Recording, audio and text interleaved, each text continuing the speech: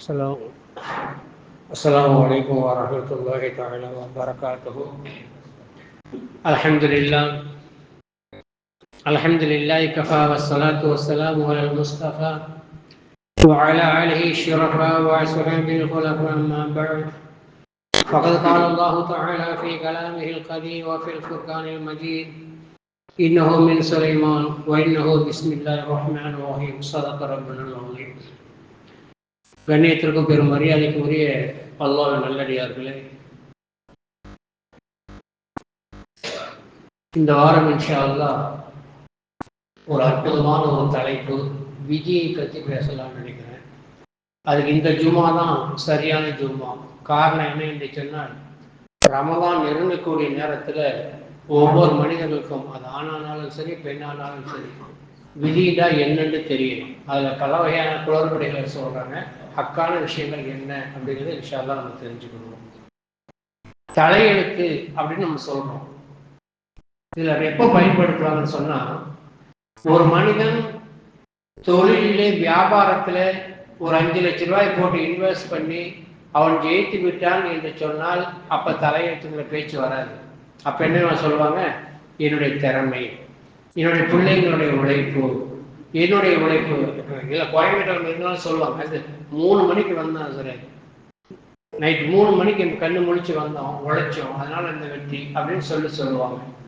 ஆனால் தோற்றுச்சு, அந்த 5 லட்ச ரூபா லாஸ் ஆயிடுச்சு அப்படின்னா என்ன செய்ய சொல்றீங்க? அல்லாவுடைய நாட்டம், விதி அந்த மாதிரி இருந்திருக்கு அப்படித்தானே சொல்றாங்க எல்லாருமே. பொதுப்படியா ஃபெயிலியர் ஆகக்கூடிய நேரத்தில் விதியை பற்றி பேசுவாங்க, ஜெயிச்ச நேரத்தில் விதியை பற்றி பேச மாட்டாங்க.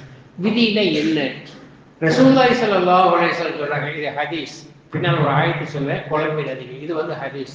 ஸல்லல்லாஹு அலைஹி சொல்றாங்க, அல்லாஹ் ஜல்ல சுப்ஹானஹு வ தஆலா படைப்பினங்களை படைத்தார். அல்லாஹ் சொல்றது ஹதீஸ் குதுசியா வரும். அது அந்த வார்த்தையை சொல்றதா இருந்தா, ஹலத்துல் ஹல்க, நான் படைப்பை படைத்தேன், வ ஹலத்து அவ்வலன் அல் கலம, முதலாக பேனாவை படைத்தேன், ஃபகுல்து லஹு, அந்த பேனாவிடம் சொன்னேன், உகுத்துபு, விதி எழுதி என்று சொன்னேன், ஃபகதப, அது எழுதிவிட்டது, ஃபஜஃபல் கலாம், பேனா காய்ந்து விட்டது. இது ஹதீஸை குதுசி. இது ஹதீஸை குதுசி, பேனா காய்ந்து விட்டது அப்படின்னு சொல்லிட்டு. அப்ப இதுல இருந்து என்ன தெரியுது அப்படின்னு கேட்டா, விதி எழுதப்பட்டு விட்டது, அவ்வளவுதான், இனிமே அது மாறாது அப்படிங்கிற கருத்தை இந்த ஹதீஸ்ல இருந்து விளங்க முடியும். ஆனால் இந்த ஹதீஸ் எந்த விதியை சொல்ற, இந்த வாரம் மட்டும் கொஞ்சம் உன்னிப்பா கவனிங்க, எந்த விதியை சொல்லுது அப்படின்னு கேட்டால், விதியில 2 இருக்கு. கலால் முஜ்மலா, பொதுவான ஒரு விதி, அந்த விதியைத்தான் இந்த ஹதீஸ் சொல்லுது. ஃபர்லியத்தான உட்பிரிவுகளை கொண்ட விதியை இந்த ஹதீஸ் குறிப்பிடாது. இப்ப நான் சொல்றது ஹக்கான விஷயங்கள், மிகப்பெரிய ஆய்வுக்கு பின்னால் நான் சொல்றேன். இப்ப உதாரணமாக, ஒரு மனிதன் 70 வயது வாழ்வான் என்ற விதி இருந்தால், இது ஒரு விதி, பொதுவான ஒரு விதி. ஆயில அல்லாஹ் எழுத மாட்டான், வருஷத்தை அல்லாஹ் எழுத மாட்டான். நல்லா ஞாபகம் வைங்க, 60 வருஷம் 70 வருஷம் எழுத மாட்டான், மூச்சை தான் எழுதுவான். தனஃபுஸ், இவன் இத்தனை கோடி மூச்சு விடுவான் அப்படின்னு அல்லாஹ் எழுதுவான். இப்ப இந்த ஆயுள் கூடுறது குறையுது அப்படின்ட்டா, நம்முடைய அமலை வச்சு, அது எந்த அமல் சொல்றேன், நம்முடைய அமலை வச்சு அவங்களுக்கு தியானத்தை கொடுப்பான் தான். தியானத்தை கொடுக்கும்போது 10 தடவை விடுற மூச்சு 1 தடவை தான் வரும், இல்லையா? ஆயுள் கூடுதா? ஆயுளை குறைக்கணும் அப்படின்ட்டா, இருமல், சளி, ஹார்ட் அப்படி கொடுத்தா அடிக்கடி மூச்சு வெளியாகும். 1 நிமிஷத்துக்கு சாதாரண வெளியேறதை விட 10 மடங்கு மூச்சு வெளியாகும். கவனிச்சிருக்கீங்களா? அப்போ அல்லாஹ் ஜல்ல சுப்ஹானஹு வ தஆலா ஆயுளை பொறுத்த வரைக்கும் விதியை மூச்சை கொண்டுதான் எழுதுகிறார் அப்படிங்கிறத முதல்ல ஒன்று விளைக்கிறீங்க. 2வது ரிஸ்க். இந்த ரிஸ்கை பொறுத்த வரைக்கும் இப்ப தனித்தனியா சொல்லிட்டு மொத்தமா ஜாயின் பண்ணிடுவேன் இன்ஷா அல்லாஹ். ரிஸ்கை பொறுத்த வரைக்கும் மழை மூலமாகத்தான் ரிஸ்க் இறங்குது. எது மூலமா இறங்குது? எல்லாரும், விவசாயத்துக்கு மட்டும் கிடையாது, நம்ம அனைவருக்குமே ரிஸ்க் வானத்திலிருந்து இறங்குறது, சில பூமியிலிருந்து வெளிப்படும். இந்த ரிஸ்க் இறங்குற ரிஸ்க் வருஷத்துக்கு இவ்வளவுதான் சென்டிகிலோ பெய்யும் அப்படிங்கிற அந்த அளவை அல்லாஹ் குறிச்சு வச்சிருவோம். இவ்வளவுதான் பெய்யணும் அப்படின்னு அல்லாஹ் குறிச்சு வச்சிருவோம். இந்த குறிச்சு வச்சதுல மனிதர்களுடைய அமல்களை பொறுத்து அது பெய்ய வேண்டிய இடத்தில், உதாரணமா மழை பெய்யறதுனா விவசாய ஸ்தலத்துக்கு பெய்யணும், குளம் குட்டைகள்ல பெய்யணும். இப்படி பேசினா மனிதனுக்கு ரிஸ்கா மாறும். நடுக்கடலை பெய்ஞ்சா ரிஸ்கா மாறாது. அப்ப ரிஸ்கை இப்ப இந்தியா தமிழ்நாட்டை பொறுத்த வரைக்கும் பஞ்சத்தை அல்லாஹ் காப்பாற்றணும். பஞ்சத்தை உருவாக்க நினைச்சால் இங்க மழை வராம இதற்காக நிர்ணயிக்கப்பட்ட மழைக்கிடத்துல இங்க மழை பெய்ய வைக்காத, இந்த மழையை நடுக்கடலுக்கு அனுப்பிடு என்று மீகாயில் அலைஹிஸ்ஸலாத்துக்கு அல்லாஹ் சொல்லிடுவான். சரியா? இங்க நடுக்கடலை பெய்யணும்னு விதி இருந்து நம்முடைய அமல்கள் சரியாக இருந்தால் அப்படியே திருப்பி கொண்டு வந்து குளங்கொட்டையில விவசாய பெய்ய வச்சிருவாங்க. ஆயில பத்தி சொன்னா இது ரிஸ்க். இந்த நோய் நொடி அப்படிங்கிறது விதி எழுதப்பட்டிருக்கும். உதாரணமா சொல்றேன், எப்படி விதி எழுதப்பட்டிருக்கும்? தாயிர் பள்ளியில ஒரு 250 பேர் சும்மா தொழுவாங்க. அதுல இன்னொரு நபருக்கு எக்ஸலன்ட் ஹோட்டல்ல போகும்போது வண்டி ஆக்சிடென்ட் ஆகும் என்று எழுதப்பட்டிருக்கும். இந்த விதி நமக்கு தெரியாது. அப்போ அது நடக்கணும்னு அல்லாஹ் திரும்ப தீர்மானிச்சுட்டான்னு சொன்னோம்னா ஜோர்ல காசு இருக்காது, யாரு பிச்சை கேட்டாலும் கொடுக்க முடியாது. அதை நடக்க வைக்க கூடாதுன்னு அல்லாஹ் முடிவு பண்ணாண்டா நம்மள்ட்ட இருந்து 10 ரூபாய் 20 ரூபாய் சதக்கா செய்ய வச்சு அந்த சதக்காவை காரணமாக காட்டி அந்த விதியை அல்லாஹ் இல்லாமல் ஆக்கிடுவான். எப்படி எவ்வளவு ஹிக்மத் பார்த்தீங்களா? 3 சொல்லிட்டேன். இது என்ன பராகத்தரோட 3 யாசின் ஓதி சொல்றது எதாச்சுன்னு சொல்றாங்கல்ல, இதுக்கு தான் யாசின் ஓதுறது அப்படின்னு சொல்லி துவா செய்யணும் அப்படின்னு சொல்லலாம். இப்ப இந்த 3 விஷயத்தை பொறுத்த வரைக்கும் இப்ப ஹதீஸுக்குள்ள வாங்க. ஹதீஸுக்குள்ள வரக்கூடிய நேரத்துல இந்த ஹதீஸு இவனுக்கு இப்படி நடக்கும், இவனுக்கு இப்படி ஆகும், இவனுக்கு இவ்வளவு அப்படி பொதுப்படையான விஷயத்தை அல்லாஹ் எழுதிடுவான். ஆனால் அது மாத்தப்படமான்னு கேட்டா மாத்தப்படும். எப்படி மாத்தப்படும் அப்படின்னு கேட்டா அல்லாஹ் குர்ஆன்ல சொல்றான். இது ஆயத்தை இப்ப சொல்றது. முதல்ல ஹதீஸ் குத்ஸி. இப்ப ஆயத்து அல்லாஹ் சொல்ற யம்ஹுல்லாஹு மா யஷா வ யஸ்புது வ இன்தஹு உம்முல் கிதாப். அல்லாஹ் நினைத்தால் அவனிடத்திலேயே அந்த விதியுடைய ஏடு இருக்கிறது. நினைத்தால் அழித்து விடுவான், நினைத்தால் சிறப்படுத்தி வைத்து விடுவான். எழுதப்பட்டதை அழித்து விடுவான் என்பதற்கு இந்த ஆயத்து ஆதாரம். அப்போ அல்லாஹ் அழிக்கலாம், மாத்தலாம். அது எந்த அமல் அப்படின்னு நான் சொல்றேன். உதாரணத்துக்கு இதுக்கு ஆதாரங்களை சொல்லணும்னா ஆதம் அலைஹிஸ்ஸலாத்து வஸ்ஸலாம் அவர்களுக்கு 1000 வருஷத்தை கொடுத்தான். வலது தோல்ல தட்டினா வெள்ளை அணுக்களா வந்துச்சு, இடது தோல்ல தட்டினா கருப்பு அணுக்களா வந்துச்சு. இவங்க யாரு? இவங்க எல்லாம் பிச்சலாம். இவங்க யாரு? இவங்களுடைய பிச்சலாம். இவங்க ஏன் வெள்ளையா இருக்கிறாங்க? இவங்க சொர்க்கவாசிகள். இவங்க ஏன் கருப்பா இருக்கிறாங்க? இவங்க நரகவாசிகள். தீர்மானிக்கப்பட்டுச்சு. அப்ப இது என்ன அர்த்தம் சொல்லிட்டேன்னா, அப்ப சொர்க்கவாசிகள் நரகவாசிகள் என்பது தீர்மானிக்கப்பட்டு விட்டது. அப்ப ஏன் நம்ம சொல்லணும்? ஏன் ரம்சான் தராவியை போடுறீங்க? ஏன் நோன்பு வைக்க சொல்றீங்க? கேள்வி வருதா? இந்த கேள்விக்கெல்லாம் பதில் இன்ஷா அல்லாஹ் வந்துடும். இது அதுக்கு முதல்ல ஒரு அணுவை காட்டி, ஒரு அணுவை காட்டி இவர் யாரு? இவர் தாவூது. இவருடைய பேர் என்ன? தாவூது. இவர் நபி, இவர் ரசூல், இவருக்கு ஒரு வேலை கொடுக்கப்படும். அவர் எத்தனை வருஷம் வாழ்வாரு? 60 வருஷம் தான் வாழ்வாரு. 160 வருஷம் தான் வாழ்வாரு. அப்படியா? என்னுடைய ஆயுள்ல இருந்து 40 கொடுத்துரு. யாரு கேட்கிறா? அத்தனை பேர்ல தாவூத் அலைஹிஸ்ஸலாத்தை தேர்ந்தெடுத்து என்னுடைய ஆயுள்ல 40 கொடுத்துரு அப்படின்னு சொல்லிட்டு சொன்னாங்க. தாவூத் அலைஹிஸ்ஸலாத்துக்கு 40 கூட்டப்பட்டுச்சு. இப்ப இதுக்கு என்ன அர்த்தம்? மாறிடுச்சா? எதை கொண்டு மாறிச்சு? துஆவை கொண்டு மாறிச்சு. எதை கொண்டு மாறிச்சு? துஆவை கொண்டு மாறிச்சு. 960 வருஷத்துல இஸ்ராயேல் நின்றாங்க. அப்புறம் 1000 வருஷம் நல்லா சொல்லணும்னு சொன்னாங்க. அப்போ 40 வருஷம் இங்க கொடுத்துட்டீங்க இல்லை அப்படின்னாங்க. அதனால சொல்லுவாங்க முதல் மனிதன் மறதிகளும் முதல் மனிதன் அப்படின்னு சொல்லுவாங்க. மறதிகளையும் தாவூத் ஆதம் அலைஹிஸ்ஸலாம் தான் முதல் மனிதன். இந்த சம்பவத்தை பின்னணியா வச்சுதான் சொல்லப்படுறது உண்டு. சரி, இப்போ துஆவை கொண்டு ஆதம் அலைஹிஸ்ஸலாத்துடைய ஆயுள் எங்க போயிடுச்சு? இங்க போயிடுச்சு. அப்ப இதை வச்சு என்ன செய்யலாம் அப்படின்னு கேட்டா 2 வகையான துஆ செய்யலாம். நமக்கு தேவை என்று சொன்னால், யா அல்லாஹ் எனக்கு நீண்ட ஆயுளத்தான்னு கேட்டு வந்த ஒரு மனிதர் பிள்ளைங்களுக்கோ மனைவிக்கே உடம்பு சரியில்லாம போச்சுட்டா அவங்களுக்காக வேண்டி இப்படி துஆ செய்யலாம். என்னுடைய ஆயுள் இருந்து அவங்களுக்கு கொடு. இந்த ஹதீஸ்ல இருந்து விளங்குது. இது புரிஞ்சிருச்சா? அடுத்ததாக ஒரு முக்கியமான சப்ஜெக்ட் என்ன அப்படின்னு கேட்டா, பெருமானார் ஸல்லல்லாஹு அலைஹி வஸல்லம் அவங்க சொல்றாங்க அமலை கொண்டும் கலாக்கதிர் மாறும். உதாரணத்துக்காக சொல்றேன். 2 பேரு பள்ளிக்குள்ள போயிடுறாங்க. சரியா மழை பெய்யுது. மழைக்கு ஒதுங்கிடுறாங்க. பள்ளிக்குள்ள ஒதுங்கின 2 பேருக்குமே யூரின் வருது. ரொம்ப நேரம் மழை கண்டாலும் நல்லா கவனிங்க, யூரின் வருது. ஒரு மனிதர் என்னால அடக்க முடியாதுப்பா அப்படின்னு பள்ளியில ஒரு மூலையில போயிட்டு ஒண்ணுக்கு அடிச்சிடுறாரு. இன்னும் ஒருத்தர் இது அல்லாஹ்வுடைய வீடு, அல்லாஹ்வுடைய வீட்டை நம்ம சுத்தப்படுத்தணும், அதனால முடியாதுன்னு அடைக்கிட்டு இருந்து மழை விட்ட பின்னால வெளியே யூரின் பண்றாரு. ஒருத்தர் நல்ல அமல் செஞ்சார், 2வது மனிதர். முதல் மனிதர் பள்ளிக்குள்ளேயே ஹராப் ஆக்கிட்டார்.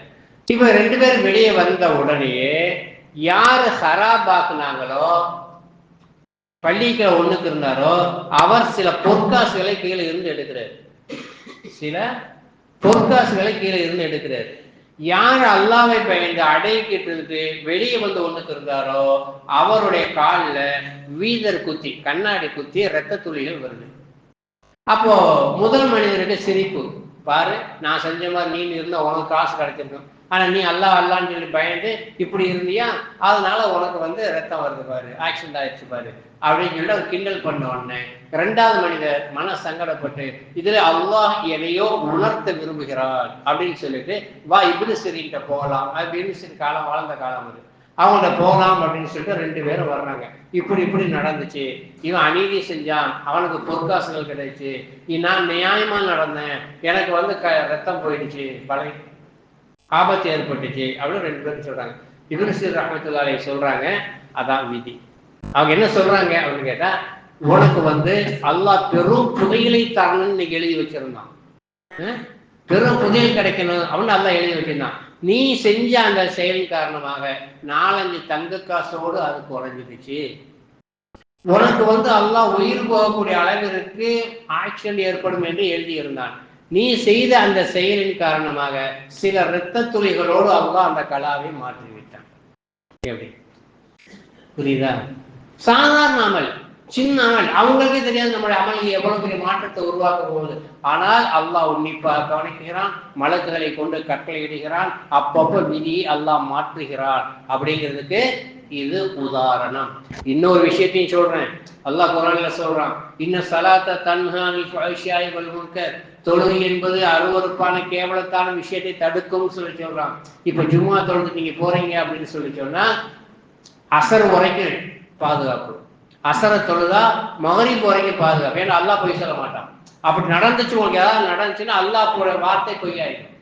அதனாலதான் தொழுங்கன்னு உலமாக்கள் கத்துறாங்க. தொழுகைக்கும் லைஃபுக்கும் வாழ்க்கை முறைக்கும் நிறைய தொடர்புகள் இருக்குது. சரி சரி அதே மாதிரி தான் அல்லாஹ் ஜல்ல சுப்ஹானஹு வ தஆலா உங்களுக்கு நீண்ட ஆயுள தரணும் அப்படின்னு முடிவு பண்ணிட்டான்னு சொல்லி சொன்னால், உங்களை கொண்டு துஆவை உருவாக்குவான், இல்லை தர்மத்தை உருவாக்குவான். பார்த்திருக்கீங்களா? கஞ்சனா இருப்பான், திடீர்னு 100 ரூபா ஒருத்தர் கொடுத்துருப்பான், நான் பார்த்துருக்கேன். 100 ரூபாய் திடீர்னு குத்தி கொடுப்பான். அப்ப என்ன அர்த்தம் நான் சொல்லுவேன், இவனுக்கு ஏதாவது விதி மாற போகுதுடா அப்படின்னு சொல்லி. அதே மாதிரிதான் நடக்கும். தர்மத்துக்கும் துஆவுக்கும் விதியை மாற்றக்கூடிய சக்தி இருக்குது. அத்துஆ ரத்துல் பலா வல் கலாம், அஸ்ஸதகத்து ரத்துல் பலா வல் கலாம். தர்மமும் துஆவும் தலையெழுத்தை மாற்றக்கூடிய வல்லமை உள்ளது. தொழுகைக்குள்ள துஆ இருக்கிறதுனாலதான் அந்த துஆவுல அல்லாஹ் ஃபஹ்ஷாய் வல் முன்கர், அருவருப்பான கேவலமான விஷயங்களை தடுக்குகிறார் அப்படிங்கிற ஆயத்துல நாம் புரிந்து கொள்ள முடிகிறது. இது விதி. இந்த விதியில ஃபரதியத்தான விதியில இப்ப என்னன்னு பார்க்கணும். ஜஃபுல் கலம், பேனா காஞ்சிருச்சு என்று சொன்னாலும், ஆனால் ஃபரதியத்தான விதிகள் அப்பப்போ மனிதனுடைய வாழ்க்கையில ஃபரதியத்தான உட்பிரிவு உள்ள விதிகள்.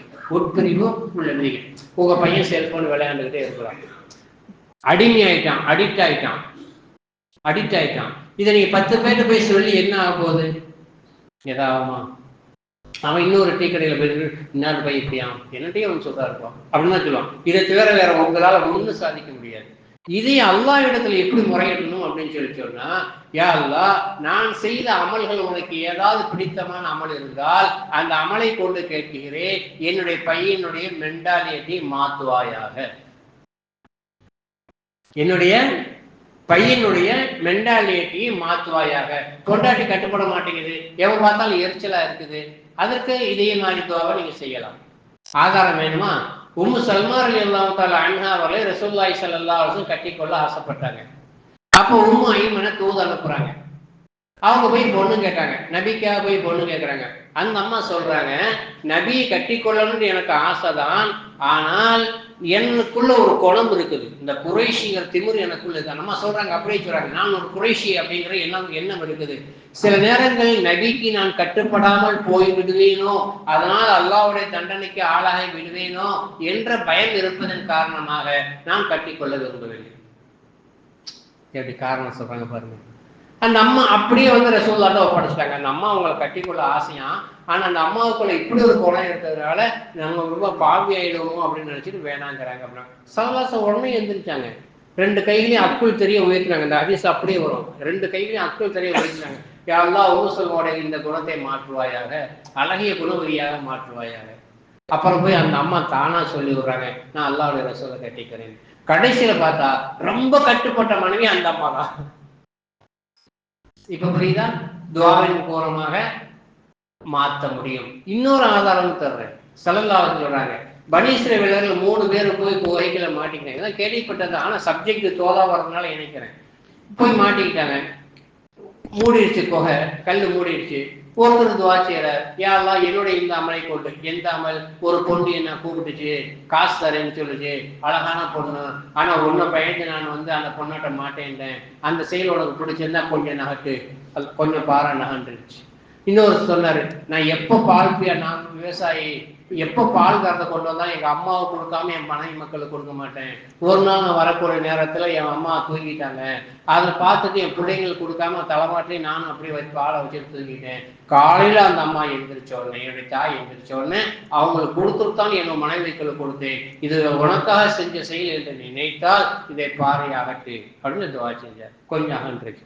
மூணாவது மனிதர் சொன்னார், என்கிட்ட நீண்ட நாள் ஒருத்தன் வேலை செஞ்சுட்டு இருந்தான், அவன் திடீர்னு வேலையை விட்டு போயிட்டான், அவனுடைய காசு என்கிட்ட இருந்துச்சு, அதை மூலதனமாக வச்சு ஒரு ஆடை வாங்கி விட்டேன். அது இன்னைக்கு பல்கி பெருகி போய் நேரத்துல அவன் வந்து முதலாளி எனக்கு காசை தாங்க, அந்த கூலியை தாங்கன்னு கேட்டான்.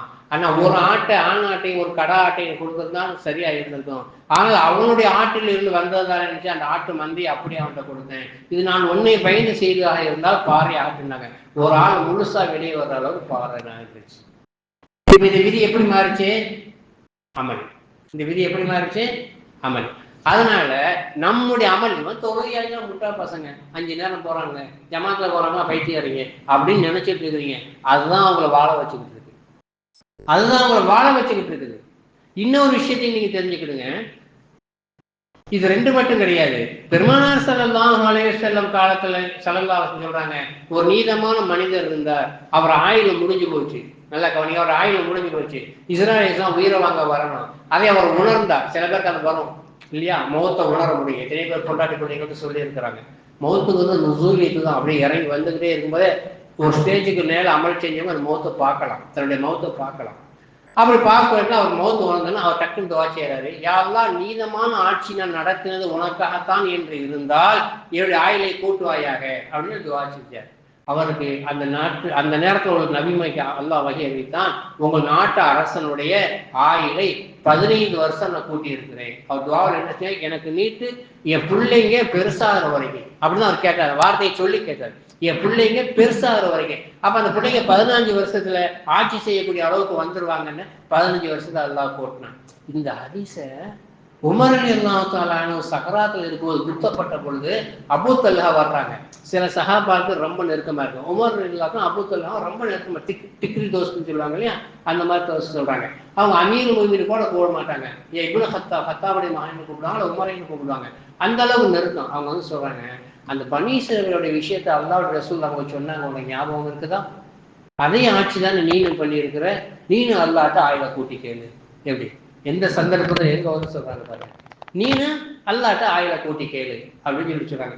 உமர் ரலியல்லாஹு சொன்னாங்க, இல்லை இல்லை, நான் 63 வயசு ஆசைப்படுறேன், அது எனக்கு தனிப்பட்ட ஒரு சுன்னத்து, ரசூலுடைய சுன்னத்து, அதனால 63 வயசு நான் துவா செய்ய மாட்டேன், 63 வயசுல நான் வஃபாத் ஆயிருந்தா அந்த துவா செய்ய மறுத்துட்டாங்க. மறுத்துக்காம துவா கேட்டிருந்தாங்கன்னா அல்லாஹ்வுடைய நாட்டம் எப்படி இருக்குன்னு சொல்ல முடியாது. அவங்க அந்த சுன்னத்தை, ரசூல் மீதோட முகப்பத்துல அந்த சுன்னத்தை ஃபாலோ பண்ண ஆசைப்பட்டு மறுத்துட்டாங்க. ஆக இத்தனை ஹதீஸ்கள், இந்த தொகுப்பை எல்லாம் நீங்க வச்சு பார்க்கக்கூடிய நேரத்துல என்ன தெரியுது? அமலை கொண்டு, துஆவை கொண்டு, தர்மத்தை கொண்டு உங்களுடைய லைஃப்ல மாற்ற முடியும். மனைவி மக்களுடைய அமல்களை பத்தி அல்லாஹ்ட்ட ஈஸியா நிறைய ஆதாரங்கள் இருக்கு, சஹாபாக்களுடைய ஆதாரங்கள் நிறைய இருக்குது. எதற்குமே நமக்கு முஸ்லீம்கள் கவலைப்பட வேண்டியது இல்லை. துஆங்கிறது ஸல்லல்லாஹு அது மிகப்பெரிய கேடயம், மிகப்பெரிய ஆயுதம். எல்லா அமல்கள்லையும் அத்துவா முஹுல் இபாதா, எல்லா இபாதத்துடைய மூல துஆ தான். எல்லா இபாதத்தின் மூல துஆ தான். தொழுகைக்கு என்ன வருது? இஹ்தின ஸிராத்தல் முஸ்தகீம், அல்லாஹ் அஸ்ஸலி வழிபாடு செய்ய துஆ வருதுல, துவா வருதுல, நோம்புகள் என்ன வருது, உனக்காக வேண்டிய நோம்பு வச்சேன், என்னுடைய நோம்பை நீ ஏற்றுக்கொள். துவா இல்லாத ஒரு அமலை சொல்லுங்க, துவா இல்லாத ஒரு அமல், ஏதோ ஒரு அமல் சொல்லுங்க. ஹஜ்ஜில் சொல்லவே தேவையில்லை, அங்கங்க அங்கங்க அங்கங்க துவா கூட்டி கிடக்குது இல்லையா?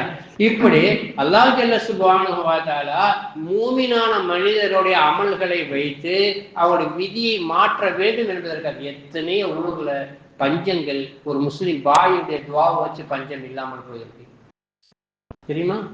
பஞ்சம் இல்லாமல் போயிருக்கு. ரொம்ப தேவையில்லை, குர்ஆனுக்குள்ளேயே கொட்டி கிடக்குது. யூனுஸ் அலைஹிஸ்ஸலாம் துவா செஞ்சுட்டாங்க, இந்த மக்கள் எல்லாத்தையும் அழிச்சிடலாம்னு சொல்லிட்டு. அழிக்கல, கோச்சுக்கிட்டு போயிட்டாரு. அவரை ஃபாலோ பண்ண வேண்டாம். இங்க என்ன நடந்துச்சு? அவர் நபிங்கிறத உணர்றதுக்கு ஒரு கரு மேகம் வருது. ஒரே நேரத்தில் ஒரு மேகம் அந்த ஊரை சுத்துது. அது அதிகமான மக்கள் ஜனத்தொகை வாழ்ந்த ஊர். அல்லாஹ் குர்ஆன்ல சொல்றான், அவருடைய காலத்திலேயே 1,00,000 பேருக்கு மேற்பட்ட மக்களுக்கு நபியா அனுப்பப்பட்டார். யூனுஸ் அலைஹிஸ்ஸலாம் 1,00,000 பேருக்கு மத்தியில நபியா அனுப்பப்பட்டார். அந்த ஊர்ல, அந்த கிராமத்துல 1,00,000 பேர் இருக்காங்க. அப்போ அந்த மேகம் வந்து அழிச்சா 1,00,000 பேர் மௌத். அரசன் புத்திசாலி, அரசன் மிகப்பெரிய அறிவாளி. போன் என்ன செய்யும்? யூனுஸ் அலைஹிஸ்ஸலாம் இல்லை, எங்க போனாருன்னு தெரியல. மீன் வச்சுல போனா யாருன்னு தெரியல, எங்க போனாருன்னு தெரியல. அரசன் என்ன செஞ்சான்? என் மக்களை தண்டரா போடுறான், எல்லாரையும் மைதானத்துக்கு வர சொல்லு அப்படின்னு சொன்னான். மைதானத்துக்கு அந்த ஊர் மக்கள் வந்துட்டாங்க. அரசன் சொன்னோன்னு கேட்பாங்கல்ல, வந்துட்டாங்க. அரசன் ஒரு சின்ன ஸ்பீச் கொடுக்குறான். இங்க பார், இந்த மேகம் சாதாரண மேகமா எனக்கு படலை, 300 சமுதாயத்தை அழிச்ச மேகமா தான் தெரியுது. அதனால யூனுஸ் நபின்னு நான் ஈமான் கொள்றேன், நீங்கள் ஈமான் கொள்ளுங்க. எப்படி? நான் ஈமான் கொள்றேன் யூனுஸ் நபியா இருக்கும். அப்ப அவங்க சொன்னா, லா இலாஹ இல்லல்லாஹ் யூனுஸ் ரசூலுல்லாஹ் அப்படிங்கிற கலிமாவை சொன்ன உடனே வந்த மேகம் அப்படியே கலந்து போயிடுச்சு. இல்லை, அந்த கலிமாவை சொல்லி அந்த அமல் அங்க ஏற்படலைன்னு சொல்லி சொன்னா ஒட்டுமொத்தம் 1,00,000 பேர் இருந்திருப்பாங்க. ஒரு நபியுடைய துஆவை நிராகரித்து விட்டு ஒரு அரசனுடைய கலிமாவுக்கு அல்லாஹ் முக்கியத்துவம் கொடுத்துட்டான். அதான் விதி. அதனால இது விதிதான் புலம்புறத விட்டுருங்க. இந்த விதிதான், இது இப்படித்தான் அப்படிங்கிறத புலம்புறத டோட்டலா விட்டுட்டு இதை மாற்றுறதுக்கு என்ன பண்ணணும்? ஜுரம் வந்தா அல்லாஹ் குர்ஆன்ல இப்படி ஒரு வாக்குறுதி கொடுக்கிறான், நபி நீங்கள் மக்கள் மத்தியிலே வாழும் வரைக்கும், அந்த மக்கள் இஸ்திக்ஃபார் செய்யற வரைக்கும் அந்த மக்களை நான் அழிக்க மாட்டேன். இது அல்லாஹ்வுடைய வாக்குறுதி. நீங்க இந்த உலகத்துல இருக்கிற வரைக்கும் நான் இந்த உலகத்தை அழிக்க மாட்டேன். நான் இந்த மக்கள் இஸ்திக்ஃபார் செஞ்சுட்டே இருக்கிற வரைக்கும், இந்த பாவம் மன்னிப்பு கேட்கிற வரைக்கும் நான் இந்த மக்களை அழிக்க மாட்டேன். இது வாக்குறுதி குர்ஆனில் இருக்குது. ஆக மொத்தமா சொல்வதா இருந்தால், வீட்டுல பொண்டாட்டி பிள்ளைக்கு உடம்பு சரியில்லை, என்ன அமல் பண்ணணும்? இஸ்திக்ஃபார் பண்ணணும். தேவைகள் ஏற்பட்டா துவா செய்யணும். கெட்ட கனவுகளை வந்து ஏதாவது நமக்கு முன் அறிவிப்பு கிடைச்சா உடனே தர்மம் பண்ணிடணும். ஒரு 7 பேருக்கு சாப்பாடு வாங்கி கொடுத்தணும், காசா கொடுத்தணும். இப்படி அமல்களை ஃபாலோ பண்ற வரைக்கும் கெட்டது நடக்காது, உத்தரவாதமாக சொல்ல முடியும். கெட்டது நடக்காது. அதனால் அருமையான சகோதரர்களே, வரக்கூடிய மாசம் நோம்புடைய மாசம், ரெட்டிப்பான அமல் கிடைக்கக்கூடிய ஒரு மாசம். அடுத்த ஜும்மாக்கள் அப்படியே தொடரணும்னு வைங்களேன். ஆனால் இப்ப முதல்ல நான் என்ன சொல்லுறா, ஒரு ஃபர்லு 70 ஃபர்லுக்கு சமம். ஒரு சுன்னத்து ஒரு ஃபர்லுக்கு ஸ்டேஜ் போயிடும். பிறை பார்க்கறதுக்கு 3 நிமிஷத்துக்கு முன்னால, இப்ப 6:18 6:18 6:17க்கு 16க்கு பிறை தெரியும்னு வைங்க. 6:15க்கு முன்னால அலிஃப் லாம் மீம் அப்படின்னு சொல்லி சொன்னா 3 நன்மை கிடைக்கும். அந்த 3 நிமிஷத்துக்கு பின்னால அலிஃப் லாம் மீம் சொன்னா 70 3 21 210 நன்மை கிடைக்கும். இது எது வரைக்கும்? பெருநாள் தொழில் பிற பார்க்குற வரைக்கும். அதனால இதை மெயின்ல வச்சுக்கிடுங்க. இப்பவே உங்களுக்கு உஷாராய்ச்சி வச்சிருக்கிற அமலை திட்டம் போடுங்க. ரமலான்ல சஹர் நேரத்தில் இந்த அமல் தான். சஹருக்கு முன்னால இப்படி தூக்கம், அதுக்கு பின்னால் குர்ஆன் ஓதுதல், அதுக்கு பின்னால் இப்படி திக்ர் செய்தல், அசத்து மாதிரியும் நோம்பு வேலையை பார்க்கறது, மகரிபுக்கு பின்னால் பாவமனு தேடுறது, இப்படி சொல்லி உங்களுக்கு தெரிஞ்ச அமல்களை வச்சு ஒரு டைம் டேபிளை போட்டுருங்க. அந்த டைம் டேபிள் பிறகு அமைச்சோம் சும்மா பார்ப்போமேனா நடக்காது. நல்லா குர்ஆன் ஓத தெரிஞ்சவங்க 24 மணி நேரம் குர்ஆன் விஷயத்தில் ஈடுபட்டுருங்க. அல்லாஹ் வரக்கூடிய ரமலானில் அமல் செய்யக்கூடிய நசீபை தந்தல் புரிவானாக. நம்முடைய கெட்ட விதிகளை மாற்றி நல்ல விதிகளாக சீரியத்தனம் உள்ள சொத்துவாசிகளாக ஆக்கி அருள் புரிவானாக. வாக்குதாமா அல்ஹம்துலில்லாஹி ரப்பில் ஆலமீன். பொண்ணை மட்டும் சொல்லி முடிச்சுக்கிறேன். ஏன்டா அப்படி விளங்க அப்படி கேட்கப்பட்டு நான் சொன்னேன் இல்லையா, விதியில ஆதம் அலைஹிஸ்ஸலாத்தை தட்டினாங்க, வெள்ள அணுக்கள் வந்துச்சு, கெட்ட அணுக்கள் வந்துச்சுன்னு சொன்னோம்ல. அப்ப எப்படி மாறுது அப்படின்னு கேட்டா ஸல்லல்லாஹு அலைஹி சொல்றாங்க, ஒரு மனிதன் சொர்க்கத்துடைய அமலை செஞ்சுக்கிட்டே இருப்பான். விதி அவன் நரகவாதி என்றுதான் நரகத்துடைய அமலை செய்ய ஆரம்பிச்சிடுவான். எது வரைக்கும்? நரகத்துக்குள்ள போற வரைக்கும். ஒரு மனிதன் கெட்ட அமலை செஞ்சுக்கிட்டே இருப்பான். அவனுடைய நல்ல சொர்க்கவாதின்னு அவனுடைய விதி இருந்தால் அவன் நல்ல அமல் செய்ய ஆரம்பிச்சிருவான், எது வரைக்கும்? சொர்க்கத்துல நுழையிற வரைக்கும். அதனால கடைசி காலம் கடுமையான காலமாக இருக்கணும். அந்த காலத்துல ரொம்ப உஷாரா இருக்கணும். அல்ஹம்துலில்லாஹ். அஸ்ஸலாமு அலைக்கும்.